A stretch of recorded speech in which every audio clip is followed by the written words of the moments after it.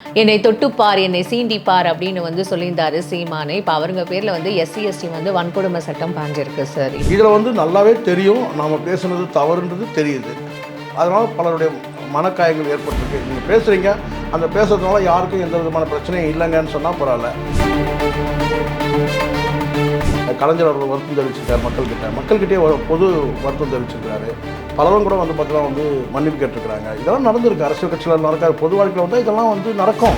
அது பாலிடிக்ஸ்ல ரொம்ப நடக்கும். அதை நீங்கள் இன்னும் பெரிய மண்டிடாத மானம், அந்த மானம், இந்த மானம். உங்கள் மானம் தான் பெங்களூர் போயிட்டே தானே இருக்கு. சதிகாரன் கருணாநிதி, கொடுஞ்சனிகாரன் கருணாநிதி. நீங்கள் பொதுவாகவே நான் மீண்டும் கூட அந்த வார்த்தையை நான் பயன்படுத்துகிறேன். இங்கே சட்டமும் நீதியை யார் உருவாக்குனது? நமக்கு நாமளே தானே உருவாக்கிக்கிட்டோம். அதை நாமளே உடைச்சிட்டோம். என்ன ஆகும்? காவல் நிலையம் யாருக்கு இருக்குது? நமக்கு தானே இருக்குது.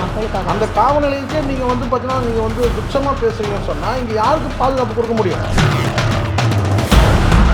காவல் நிலையம் செயல்படாது. 30 நாட்கள் காவல் நிலையம் செயல்படாது. ஒரு ஜியோ இஷ்யூ பண்ணிட்டு அவங்க பாதுகாப்பு அவங்களே பார்த்துங்க அப்படின்னு சொன்னால் நம்ம எதிர் வீட்லேயே என்ன செய்யணும்னா இங்கே சிறந்த முறையில் குறைவான விலையில் கட்ட பஞ்சாயத்து செய்து தரப்படும். நகைச்சுவைக்காக சொல்ல இங்கே பெண்கள் ராத்திரி 12 மணிக்கு பஸ் ஸ்டாண்டில் நிற்கிறத நம்ம பார்க்குறோம். 1 மணிக்கு பஸ் ஸ்டாண்டில் நிற்கிறத நம்ம பார்க்குறோம். பாதுகாப்பு இங்கே இருக்குது. எல்லாருக்கும் ஒரு தைரியம் இருக்குது. நீங்கள் போகிற போக்கில் பார்த்தீங்கன்னா நீங்கள் நமக்கான பாதுகாப்பு வளையங்கள் அத்தனையும் நீங்கள் உடைச்சிட்டிங்கன்னா ஒரு அரசியல் கட்சி தலைவர் நீங்கள் எல்லாருடைய பஞ்சாயத்தையும் எங்கே கொண்டு போகலாம்? போலீஸ் ஸ்டேஷன் கொண்டு போகலாமா? ஆனால் நீங்கள் போலீஸே நீங்கள் காலி பண்ணுறீங்களே, நீங்கள் அடித்து நொறுக்குறீங்களே, அந்த துறையை நீங்கள் அசிங்கப்படுத்துறீங்களே, கேவலப்படுத்துறீங்களே, சாதி அடையாளம் பூசுறீங்க. அவர் பாலியல் ரீதியான குற்றச்சாட்டு சொல்கிறார். சவுக்கு சங்கருக்கு உங்களுக்கும் என்ன? ஒரே நாள் தான் நீங்கள் வீட்டில் சேர்த்தீங்க, ஒரு சால்வை போட்டான், முடிஞ்சிச்சு. அந்த காற்று அப்படியே ஒட்டிக்கிச்சு உங்களுக்கு.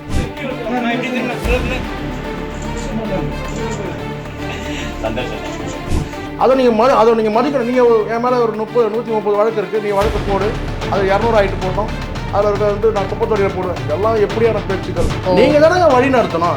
இது பார்த்தீங்கன்னா காவல்துறைன்றது ஒரு அமைப்பு. நம்ம காவல்துறைக்கும் நமக்கு சண்டை இல்லை. நீங்கள் ஐபிஎஸ் பதவியை ராஜினாமா பண்ணிட்டு காக்கி சட்டை காட்டி வச்சு வாங்குறீங்க. இதெல்லாம் ஒரு தலைவர் பேசுகிற பேச்சாமா? தம்பி, நீ எதுக்கு ஐபிஎஸ் படித்தா? அந்த வேலையை தான் பார்க்கணும். அப்படி பெரிய வீரம்னா அவங்க நேருக்கு நேரம் மோதும். அது செய்யணும். ரொம்ப நாளாக வெயிட்டிங்கில் இருக்குது. வீரலட்சுமியோட அவங்க வீட்டுக்கார் அது பேர் அந்த பாக்ஸிங் போடுவாங்கல்ல, அதெல்லாம் போட்டுட்டு ரெடியாக இருக்கிற வாங்கன்னு கூப்பிட்றாங்க. மைதானத்தில் இன்னும் நின்றுருக்கான். நான் இயற்கையாக சொல்கிறேன், சீமானுக்கு அரசியல் எதிர்காலமே கிடையாது. என்றைக்கு நீங்கள் 2 ஆண்களுக்கு மத்தியில் ஒரு பெண் படுத்துருக்கதா நீங்கள் சொன்னீங்களோ, இதுக்கு முன்னாடி பார்த்தீங்கன்னா 3 ஆண்களுக்கு மத்தியில் ஒரு பெண்ணு சொன்னீங்க. அதுக்கப்புறம் ஒருத்தர் குறைச்சி 2 ஆண்களுக்கு ஒரு பெண் பார்த்தீங்கன்னா அன்றைக்கே உங்கள் அரசியல் கட்சிக்கு பார்த்தீங்கன்னா அஸ்தமனம் ஆயிடுச்சு. பிக் பேங் தமிழ் பிபிடி. என்னை தொட்டுப்பார், என்னை சீண்டிப்பார் அப்படின்னு சொல்லியிருந்தாரு சீமானு. இப்போ அவருங்க பேரில் எஸ்சி எஸ்டி வன்கொடுமை சட்டம் பாஞ்சிருக்கு சார். இப்போ என்ன மாதிரியான ஒரு ரியாக்ஷன் இருக்கும்? தொட்டுருவாங்களா, சீண்டிடுவாங்களா? ஒரு விஷயம் முதல்ல இங்கே மனசாட்சிப்படி நடந்துக்கணும். சரிங்களா? இங்கே மனசாட்சியே இல்லாததான் பலரும் நடந்துக்கிறாங்க. நம்ம பார்க்கணும். நம்ம வாயிலிருந்து சில வார்த்தைகள் தவறுதலாக வந்தால் கூட இது தவறுன்னு நம்ம அறிவுக்கு எட்டுச்சுன்னா அதை நம்ம என்ன செய்யணும்? முதல்ல சொல்லிடலாம். என்ன கேட்டால் இப்படியான வார்த்தையை நான் பேசியிருக்கக்கூடாது, நான் பேசிட்டேன், மனம் புண்பட்டால் நான் வருத்தப்படுறேன் அப்படின்னா முடிஞ்சிச்சு. ஒரே ஒரு லைனில் முடிச்சுட்டு போயிட்டே இருக்கலாம். இதில் நல்லாவே தெரியும் நாம் பேசுனது தவறுன்றது தெரியுது. அதனால் பலருடைய மனக்காயங்கள் ஏற்பட்டிருக்கு. நீங்கள் பேசுகிறீங்க, அந்த பேசுறதுனால யாருக்கும் எந்த விதமான பிரச்சனையும் இல்லைங்கன்னு சொன்னால் பரவாயில்ல. இப்போ ஒருத்தர் மனவேதனை படுறாருன்னு வச்சுங்களேன். யாரோ ஒருத்தர் மனவேதனை படுறாங்க நீங்கள் பேசக்கூடியதில் அப்போது நீங்கள் என்ன கேட்டால் ஐயோ ரொம்ப ஹர்ட் பண்ணிட்டேன்னா, அப்போ நான் மன்னிப்பு கேட்டுக்கிறேன், இல்லை வருத்தம் தெரிவிக்கிறேன். நீங்கள் மண்டிடாத மானம் உங்களுக்கு. சரிங்களா? அப்போ நீங்கள் என்ன செய்ய கேட்டால் நீங்கள் மண்டிலாம் இடம் வேணாம். நீங்கள் என்ன சொன்னால் நான் வருத்தம் தெரிவிக்கிறேன் ஐயா, ஒரு ஃபோன் போட்டே சொல்லலாம், நேரிலே கூட போய் சொல்லலாம்.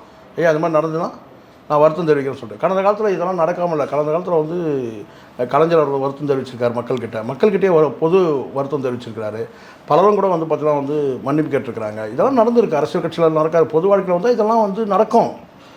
அது பாலிடிக்ஸ்ல ரொம்ப நடக்கும். அதை நீங்கள் இன்னும் பெரிய மண்டிடாத மானம், அந்த மானம், இந்த மானம். உங்கள் மானம் தான் பெங்களூர் போயிட்டே தானே இருக்குது. சொல்லுங்களேன், அது போயின்னு தானே இருக்குது ஒரு பக்கம். அப்போ இதை எதுக்கு நான் முழுக்க நடைஞ்சி முக்காடு எதுக்குன்னுவாங்கல்ல, இதை ஒரே ஒரு வார்த்தையில் முடிச்சுட்டு போயிட்டே இருக்கலாமா? ஒரு இயக்கமா?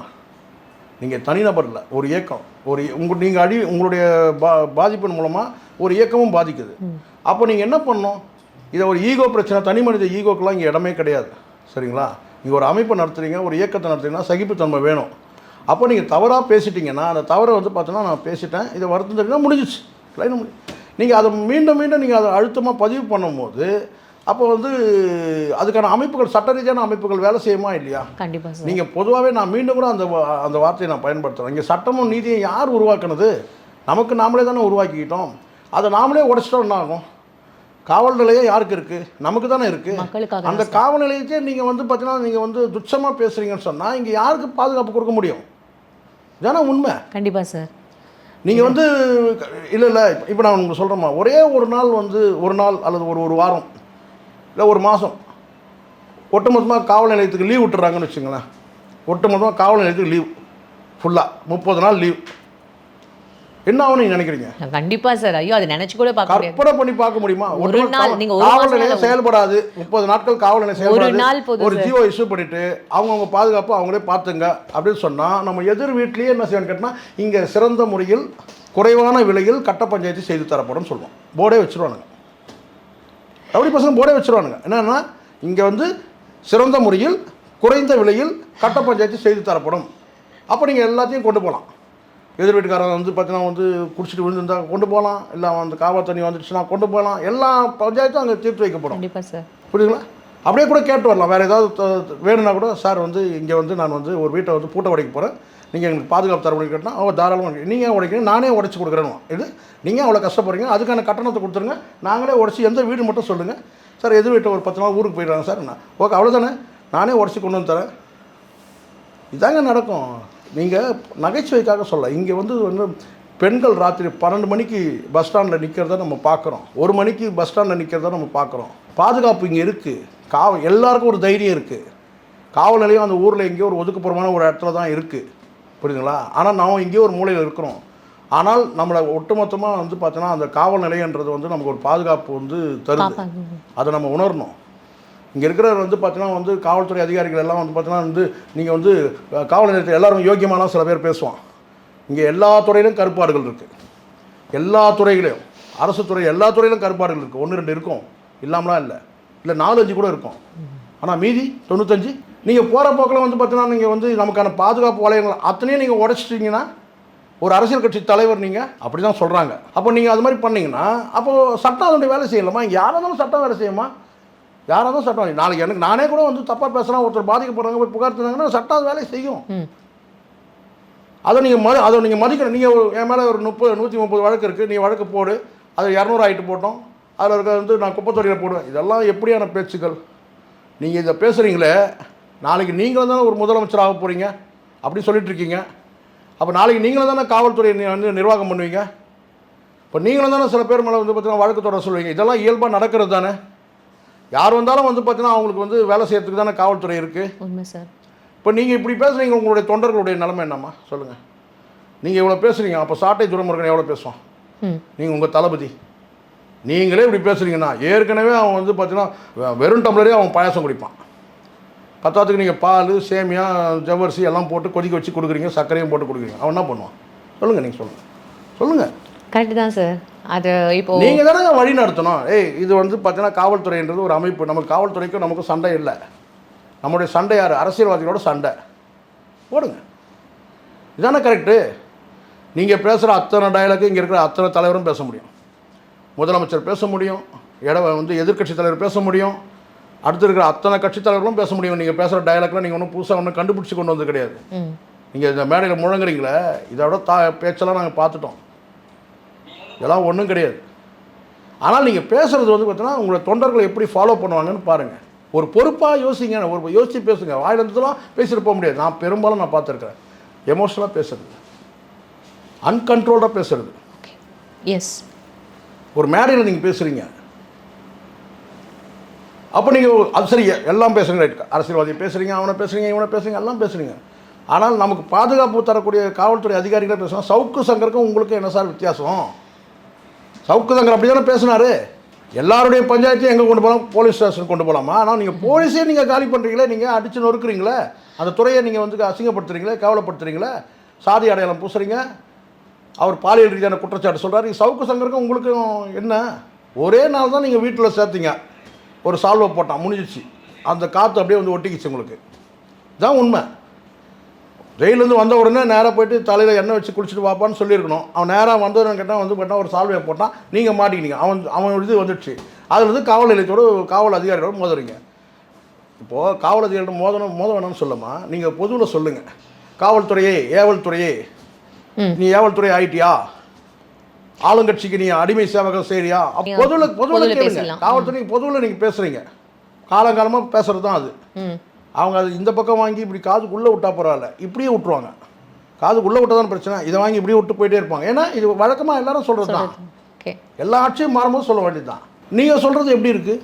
ஒரு குறிப்பிட்ட ஒரு அதிகாரி, அந்த அதிகாரியை வந்து நீங்கள் சாதிய ரீதியாக வந்து பார்த்தீங்கன்னா அடையாளப்படுத்தி கொச்சப்படுத்தி கவலைப்படுத்தி சொல்ல முடியாத அளவுக்குலாம் நீங்கள் வந்து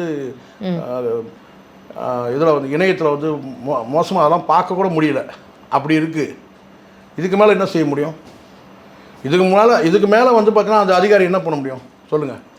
இதுக்கு மேலே நீங்கள் வந்து ஐபிஎஸ் பதவியை ராஜினாமா பண்ணிட்டு காக்கி சட்டை காட்டி வச்சு வாங்குறீங்க. இதெல்லாம் ஒரு தலைவர் பேசுகிற பேச்சாமா சொல்லுங்கள்?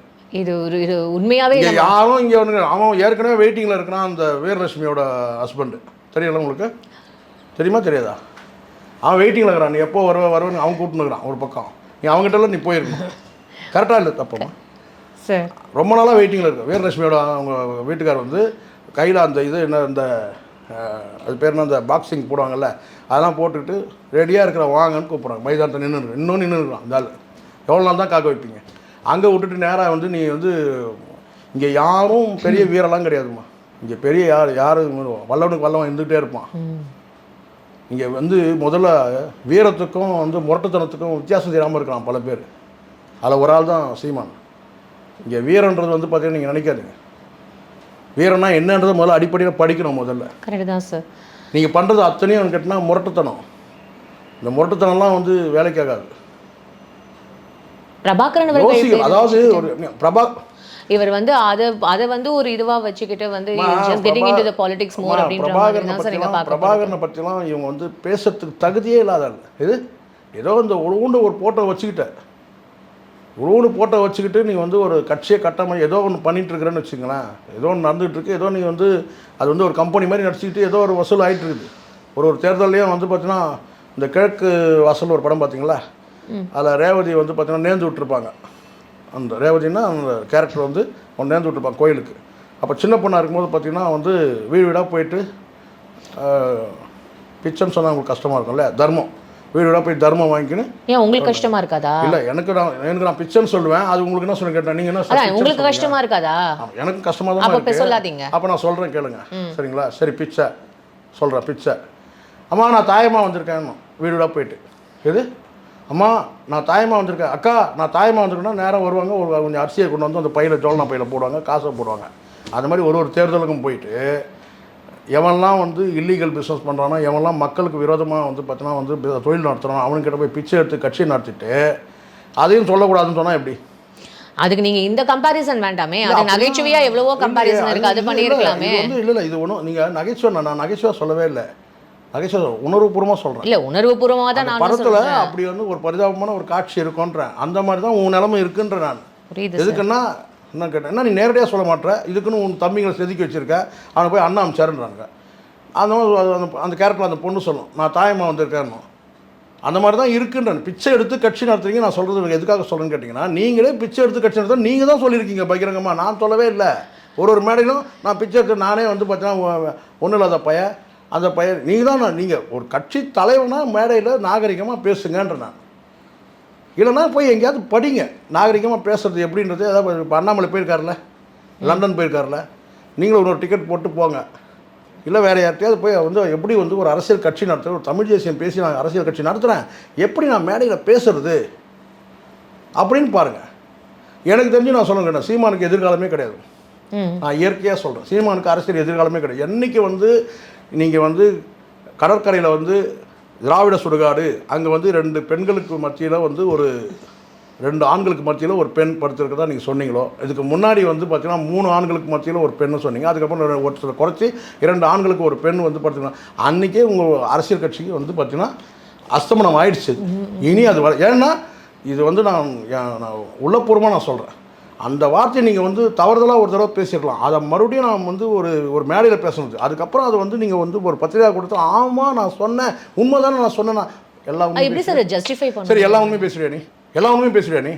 நீ உண்மையாக கூட இருக்கட்டும், அது வந்து பேசுறியா நீ? 2 ஆண்களுக்கு மத்தியில் ஒரு பெண் படுத்துக்கிற சொன்னது பார்த்து அன்றைக்கே முடிஞ்சிச்சு. இது வம்சத்தையே பாதிக்கும், நான் சொல்கிறேன், எழுதி வச்சுங்க. அது வந்து இறந்து போனவங்களை வந்து பார்த்தீங்கன்னா நீங்கள் வந்து பண்ணுறது அத்தனையும் வந்து பார்த்தீங்கன்னா நான் இறைவனை, எனக்கு இறை நம்பிக்கை இல்லை. ஆனால் வந்து பார்த்தீங்கன்னா சில விஷயங்கள் நான் யோசிப்பேன். தவறு, ஒருத்தர் இறந்து போயிட்டவங்கள விட்டுறணும்.